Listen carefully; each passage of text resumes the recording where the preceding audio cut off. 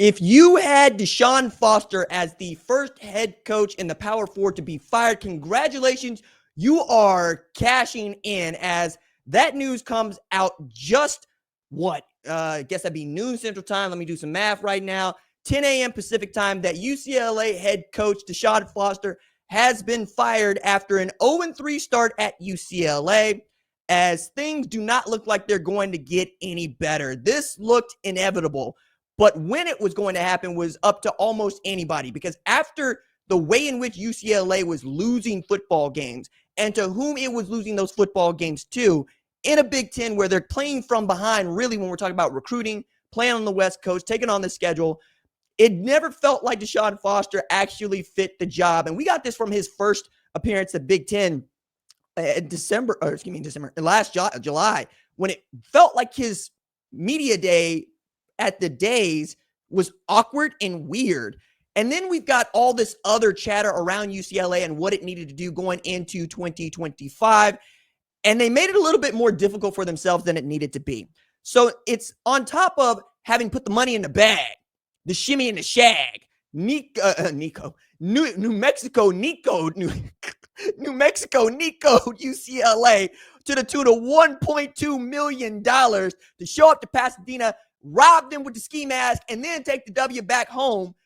It was becoming untenable. Like, it's one thing for us to say that UCLA is bad. It's another thing for them to be the bad that they are. Because on top of having started 0-3, you're watching the quarterback that you brought in from Appalachian State in Joey Aguilar turn Tennessee into a top 25 team and damn near beat Georgia for the first time in over a decade. They didn't get it done, but it's very clear that Joey Aguilar has been the better of the two quarterbacks for the first three games, and perhaps since Nico Iamaleava even entered into college football. You could also call Nico Iamaleava, shout out to my man's Bunky Perkins, Dollar General Joey Aguilar. Like, the thing that was also interesting about all this is that the buyout was not actually that high for DeShaun Foster. And anytime the buyout ain't that high, you know that there's somebody out here thinking about paying it. So Foster had inked a 5-year deal at his alma mater in 2024,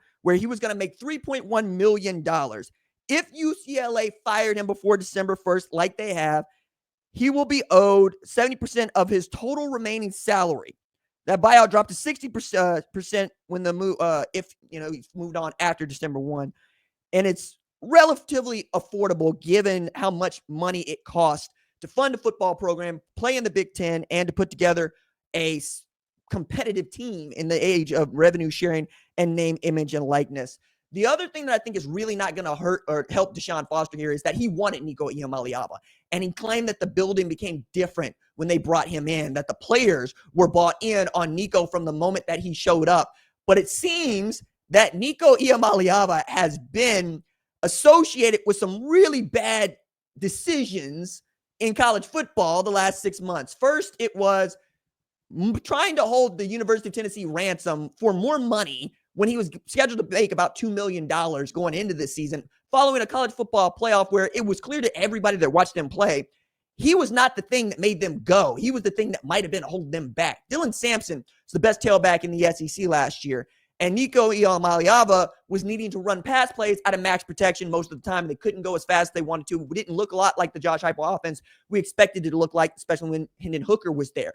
So rather than pay the ransom, they said kick rocks, and he did. And they basically swapped quarterbacks with UCLA. Joey Aguilar's running the offense the way that you're supposed to run it. And when you saw him go 14 of 15 for 213 yards with 2 TDs to start the game against Georgia, force that game into overtime, throw for more than 360 yards, I think 4 tutties and 2 interceptions in that game. You're also looking at UCLA the night before, having lost to Jason Eck and the New Mexico Lobos, who ain't no good and are poor. And I say this as a compliment. They've done a lot with what they have. Like, Bronco Mendenhall left New Mexico to go to Utah State because they could pay him more money.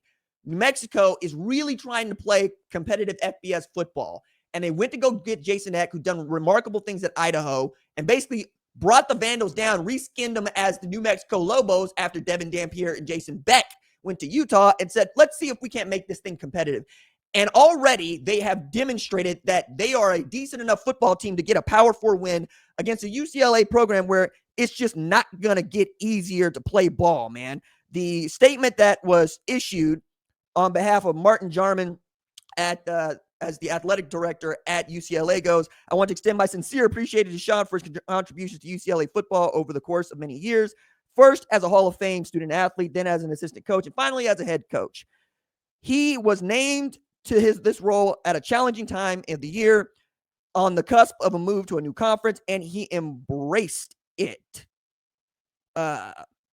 Putting his heart into moving the program forward, his legacy and love for this university are firmly established. He is a Bruin for life and wishing well with his wife Charity and their family the best. Look, it's a former running backs coach that became a head coach, and became the head coach because Chip Kelly basically was getting run out or was going to quit. And Chip Kelly got to a place in his career where he doesn't need any more money, and he didn't want any more of the head coaching responsibility. He got up from that chair, went to Ohio State and won a national championship.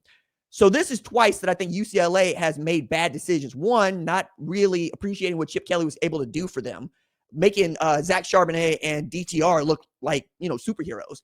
And two, you fumbled Chip Kelly and you fumbled Joey Aguilar, and DeShaun Foster's left holding the bag. Now you got to go hunt, right, for a new head coach. And I think that UCLA is a challenging job. Somebody's going to take it. Somebody's going to want it. And you're not going to be able to figure out who that person is until the end of the season.